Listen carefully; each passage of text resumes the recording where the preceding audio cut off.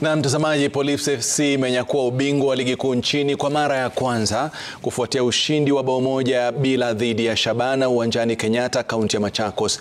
Washika bunduki hao walihitaji sare tu kutawazwa mabingwa, wakiingia mchezoni wakiongoza ligi kwa tofauti ya alama 6 dhidi ya Gor Mahia.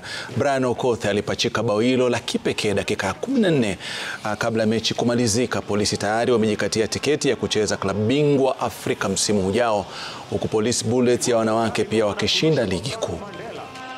Mafande nao wanamwaga mboga, anaenda kurusha Baraka Badie Dage kama mkuki, anairusha Baraka Badie Dage, anaenda jicheza, bado umegonga mwambo, umepaa juu.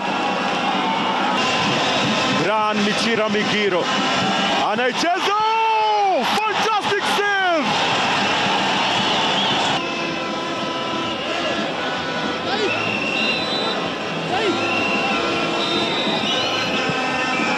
Anaileta kona ndani,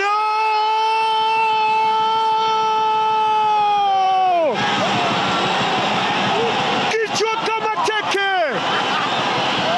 Brian Okoth huenda mafikisha pandisho mwaka 2021, anabebwa.